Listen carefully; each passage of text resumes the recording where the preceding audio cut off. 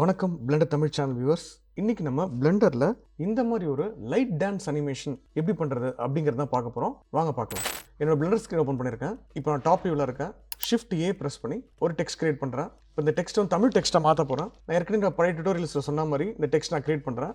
So Tamil font converter.co.in அந்த சைட்ல போயிட்டு எனக்கு வேணுங்கிற டெக்ஸ்ட் நான் கிரியேட் பண்ணிக்கிறேன். ரஜினிகாந்த் அப்படின்னு டைப் பண்ணிருக்கேன். டைப் பண்ணி கன்வெர்ட் டெக்ஸ்ட் கொடுத்தோன்னே எனக்கு டெக்ஸ்ட் இங்கே வந்துடும். இதை காப்பி பண்ணிட்டு நான் யூஸ் பண்ற ஃபாண்ட் வந்து சிந்தமிழ் ஃபாண்ட் STMZHங்கிற ஃபாண்ட் யூஸ் பண்றேன். ஸோ இதை காப்பி பண்ணிக்கிறேன். Ctrl+C காப்பி பண்ணிட்டு பிளெண்டர் ஸ்கிரீன்ல போயிட்டு டேப் பிரஸ் பண்ணி இதை எடிட் பண்றேன். Ctrl+V கொடுத்து இதை பேஸ்ட் பண்ணிக்கிறேன். இந்த ஃபாண்ட் இங்க வரல.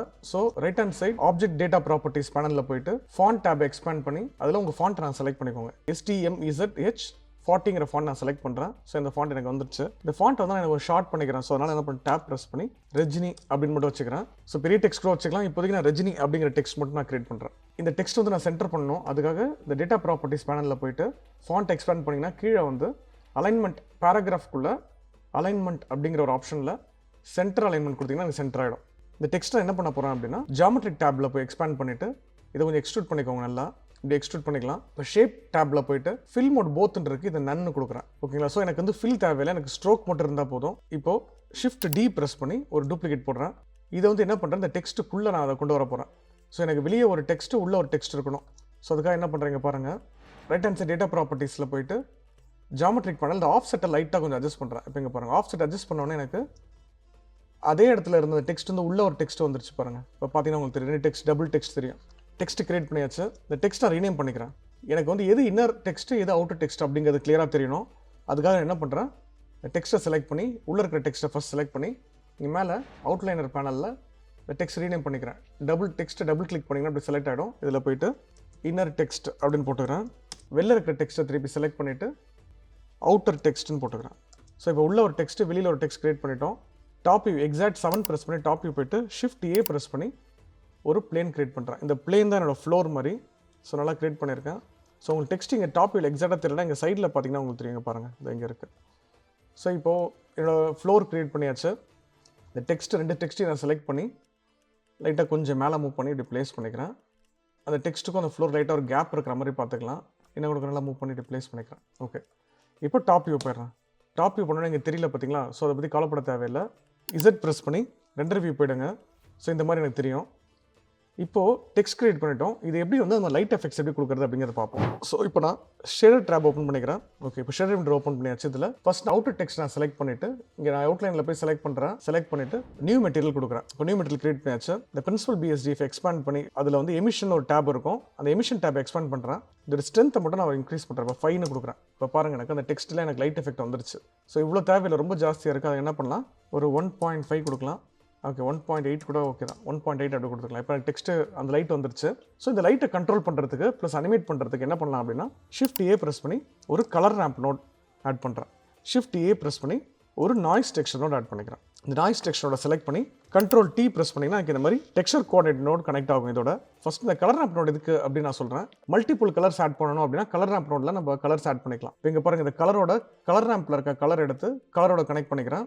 இப்போ இதில் நிறைய கலர்ஸ் வேணும் அப்படின்னா ஆட் பண்ணிக்கலாம். இப்போ இந்த பிளாக் கலரை அட்ஜஸ்ட் பண்ணி கண்ட்ரோல் பண்ணுறேன். இப்போ இங்கே பாருங்கள், எனக்கு கலர் இதோட எனக்கு உள்ள சுருங்கிடுச்சு. இப்போது இதில் கலர் ரேம்பில் இருக்கிற ப்ளஸ் ஐக்கானை ப்ரெஸ் பண்ணி ஒரு கலர் ஆட் பண்ணுறேன். எனக்கு வந்து இந்த இடத்துல ஒரு ப்ளூ கலர் ஆட் பண்ணேன், டார்க் ப்ளூ மாதிரி. திருப்பி ஒரு ப்ளஸ் ஆட் பண்ணி ஒரு ஆரஞ்சு கலர் ஆட் பண்ணலாம். இந்த மாதிரி ஆட் பண்ணலாம். இந்த ஆரஞ்சை கொஞ்சம் அட்ஜஸ்ட் பண்ணலாம். நம்ம ப்ளூ என்ன கூட அப்படி மூவ் பண்ணிட்டு ஆரஞ்சு அப்படி அட்ஜஸ்ட் பண்ணலாம். பிளாக் என்ன கூட கொஞ்சம் கொண்டு வரலாம் உள்ள. இப்படி ரொம்ப டார்க் ஆகிடுச்சு. ஸோ லைட்டிங்க்கு நான் கொடுக்குறேன். இந்த லாஸ்ட் ஒயிட் கலர் இருக்குது பார்த்தீங்களா, அதை செலக்ட் பண்ணி ஒரு பிங்க் மாதிரி கொடுத்துட்றேன். ஸோ இந்த ஆரஞ்சு இன்னும் கூட கொஞ்சம் பிரைட் பண்ணுவோம். ப்ளூ என்ன கூட உள்ளே கொண்டு வரலாம். இந்த பிங்க்கை நான் உள்ளே கொண்டு வரேன். ஸோ உங்களுக்கு இந்த இடத்துல அந்த ப்ளூ பிங்க் தெரியல, அதை நம்ம கொண்டு வருவோம். ஸோ இந்த கலர் அட்ஜஸ்ட் பண்ணும்போது நம்மளுக்கு ஆட்டோமேட்டிக்காக அது உள்ளே தெரிய வரும். இப்போது நாய்ஸ் டெக்ஸ்சரில் இருக்கிற ஃபேக்டர் எடுத்து கலர் ரேம்போட ஃபேக்டரோட நான் கனெக்ட் பண்ணுறேன். இப்போ பாருங்கள், எனக்கு இந்த மாதிரி ஒரு எஃபெக்ட் இங்கே கிடைக்கும் இந்த இடத்துல. ஃபர்ஸ்ட் நாய்ஸ் டெக்ஸ்சரில் இருக்கிற 3D மோட கிளிக் பண்ணி 4Dன்னு மாற்றிக்கோங்க. டெக்ஸ்சர் கோஆர்டினேட்டில் ஆப்ஜெக்ட்னு இருக்குது பார்த்தீங்கன்னா, அதை எடுத்து வெக்டாரோட கனெக்ட் பண்ணிக்கோங்க.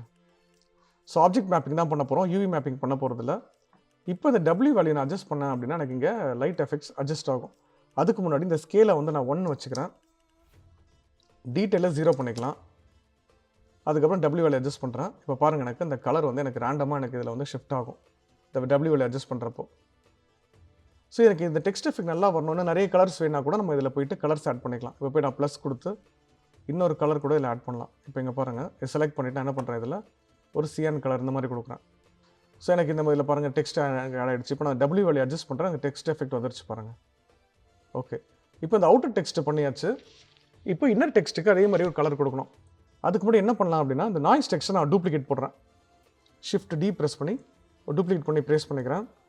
ப்ளேஸ் பண்ணிவிட்டு ஷிஃப்ட் ஏ ப்ரெஸ் பண்ணி ஒரு மிக்ஸ் கலர் நோட் ஆட் பண்ணுறேன். ஒரு மிக்ஸ் கலர் நோட் ஆட் பண்ணி நாய்ஸ் டெக்ஸ்டோட கனெக்ட் பண்ணிக்கிறேன். செகண்ட் நாய்ஸ் டெக்ஸ்ட்டை டூப்ளிகேட் பண்ணோம் பார்த்தீங்களா, அதோட ஃபேக்டரை எடுத்து மிக்ஸோட கனெக்ட் பண்ணிக்கோங்க. எதுக்கு 2 டூப்ளிகேட் போட்டிருக்கேன் அப்படின்னா, இது இன்னும் கூட கொஞ்சம் எஃபெக்ட் வந்து இன்னும் கூட நம்ம கண்ட்ரோல் பண்ணலாம், இன்னும் கொஞ்சம் நல்லாவே இருக்கும் நம்மளுக்கு. அதுக்காக 2 கிரியேட் பண்ணியிருக்கப்போ இந்த இடத்துல. இப்போ இன்னர் டெக்ஸ்ட் கொடுக்கறதுக்கு முன்னாடி என்ன பண்ணுவோம், இதை ஃபஸ்ட் நம்ம அனிமேட் பண்ணலாம். ஸோ ஸ்டார்ட் ஃப்ரேமில் வச்சு நான் இது 20 இருக்கட்டும், 20 வச்சுக்கலாம். இதுவும் வந்து 20 இருக்கட்டும் டிஃபால்ட்டாக. இந்த ஃபேக்டர் வந்து ஃபுல் 0 பண்ணிக்கிறேன். இங்கே ஸ்டார்ட் ஃப்ரேமில் வச்சு இந்த டபிள்யூ இந்த நாய்ஸ் டெக்ஸ்டரில் இருக்கிற டபிள்யூ மேலே ரைட் கிளிக் பண்ணி இன்சர்ட் கீ ஃப்ரேம் கொடுக்குறேன். ஃபேக்டர்லேயும் இன்சர்ட் கீ ஃப்ரேம் கொடுத்துட்றேன். அதேமாதிரி லாஸ்ட் ஃப்ரேமில் வச்சுட்டு இந்த ஃபேக்டர் நல்லா ஃபுல் 1 வச்சுட்டு ரைட் கிளிக் பண்ணி இன்சர்ட் கீ ஃப்ரேம் கொடுக்குறேன். இந்த டபிள்யூ வந்து நான் ஃபுல் 0 பண்ணிக்கிறேன். அப்படி 0 பண்ணிவிட்டு இன்சர்ட் கீ ஃப்ரேம் கொடுக்குறேன். ஓகேங்களா, இப்போ பாருங்கள், ஸோ ப்ளே பண்ணி பார்ப்போம். இப்போ பாருங்கள், இந்த டெக்ஸ்ட் எனக்கு இப்படி அந்த லைட் எஃபெக்ட் வந்து எனக்கு இந்த மாதிரி அனிமேட் ஆகும் அதில். ஓகே, இப்போ ஃபஸ்ட் ஃப்ரேமில் வச்சு இந்த கீழே 2வது நாய்ஸ் டெக்ஸ்சர் போட்டோம் பார்த்தீங்களா, அதில் நான் என்ன பண்ணுறேன், இதை ஃபுல் 0 பண்ணுறேன். ரைட் கிளிக் பண்ணி இன்சர்ட் கீ ஃப்ரேம் கொடுக்குறேன். லாஸ்ட் 250th ஃப்ரேமில் வச்சு இதை வந்து -20 அப்படின்னு கொடுத்து இன்சர்ட் கீ ஃப்ரேம் கொடுக்குறேன். ஸோ எனக்கு லைட் வேரியேஷன் இருக்கணுங்கிறதுக்காக அந்த மேலே ஃபஸ்ட் நாய்ஸ் டெக்ஸ்சரில் +20யும் கீழே இருக்க நாய்ஸ் டெக்ஸ்சரில் -20யும் கொடுத்துருக்கேன் நான். ஸோ இப்போ லைட் வேரியேஷன் நல்லாவே இருக்கும் அதில். ஓகே, இப்போது அந்த அவுட்டர் டெக்ஸ்ட் கிரியேட் பண்ணிட்டோம். இப்போ இன்னர் டெக்ஸ்ட் ரொம்ப டார்க்காக இருக்குது பார்த்தீங்களா, அதுக்கு என்ன பண்ணலாம் அப்படின்னா, அவுட்லைன் விண்டோவில் போயிட்டு இன்னர் டெக்ஸ்ட் செலக்ட் பண்ணுங்கள். செலக்ட் பண்ணிவிட்டு இந்த ஃபஸ்ட் ஒரு மெட்டீரியல் கிரியேட் பண்ணோம் பார்த்தீங்களா, இந்த இங்கே இருக்குது பாருங்கள் மெட்டீரியல்னு சொல்லிட்டு, இதை நான் என்ன பண்ணுறேன், கிளிக் பண்ணி இன்னர் டெக்ஸ்ட் நான் அப்படியே கொடுக்குறேன். ஸோ இன்னர் டெக்ஸ்ட்டுக்கு அது அப்ளை ஆகிடுச்சு. அதனால் ஒரு க்ரீம் எஃபெக்ட் மாதிரி எனக்கு கிரியேட் இருக்குது இந்த இடத்துல. இப்போ பார்த்தீங்கன்னு வச்சுக்கோங்க, இந்த மாதிரி ஒரு எஃபெக்ட் இருக்கும். ஆனால் எனக்கு இந்த மாதிரி வேண்டாம், எனக்கு இன்னர் டெக்ஸ்ட்டு கொஞ்சம் வேரியேஷன் இருக்கணும் அப்படின்னு என்ன பண்ணலான்னா, ஃபஸ்ட்டு இந்த ஷேட் எடிட்டர் டாப்பில் இந்த 2ன்னு இருக்குது பார்த்தீங்களா, இதை கிளிக் பண்ணிங்க அப்படின்னா எனக்கு டூப்ளிகேட் கிடச்சிரும்.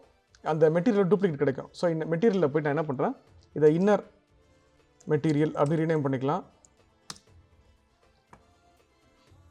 ஓகே, ஸோ நம்மளுக்கு டிஃப்ரென்ஸ் தெரியும். இப்போ இன்னர் மெட்டீரியலில் போய்ட்டு நான் என்ன பண்ணுறேன், இந்த ஸ்கேலெல்லாம் ஃபுல் 0 பண்ணுறேன். ஃபுல் 0 வச்சுக்கலாம். ஒரு ஸ்கேல் அட்ஜஸ்ட் பண்ணுறேன், ஒரு ஸ்கேல் ஃபுல் 0 வச்சுக்கலாம். ஸோ இன்னர் டெக்ஸ்ட்டோட இந்த மெட்டீரியல் ப்ராப்பர்ட்டிஸில் போய்ட்டு என்ன பண்ணுறேன், இந்த ஸ்ட்ரென்த் இருக்குது பார்த்தீங்களா, இதை வந்து நான் கொஞ்சம் இன்க்ரீஸ் பண்ணலாம். இல்லை நான் வந்து 0.2 வச்சுக்கிறேன், டிக்ரீஸ் பண்ணிக்கிறேன்.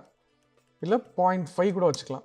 ஸோ லைட்டாக டிக்ரீஸ் பண்ணுறேன். எனக்கு டிஃப்ரென்சியேஷனுக்காக டீட்டெயில் கொஞ்சம் அட்ஜஸ்ட் பண்ணுறேன். கீழே இருக்கிற நாய்ஸ் டெக்ஸ்டில் இருக்கிற டீட்டெயிலையும் நான் கொஞ்சம் அட்ஜஸ்ட் பண்ணுறேன். இந்த ஸ்கேலை வந்து ஒரு 0.5 வச்சுக்கலாம். இந்த ஸ்கேலை வந்து ஒரு 2 வைக்கிறேன். ஸோ இப்போ பார்த்தீங்க அப்படின்னா எனக்கு இந்த மாதிரி ஒரு வேரியேஷன் இருக்கும் டெக்ஸ்ட்டில். பாருங்கள். ஸோ இப்போ ரெண்டர் பண்ணி பார்ப்போம் எப்படி இருக்குன்ட்டு. ரெண்டர் இமேஜ் கொடுக்குறேன்.